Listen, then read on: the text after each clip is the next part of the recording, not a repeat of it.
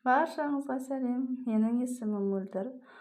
Үй жағдайдағы рецептпен маска жасауға ерініп жүрген болсаңыздар, осындай фирменный бренд маскалармен де бетіңізге күтім жасасаңыз болады.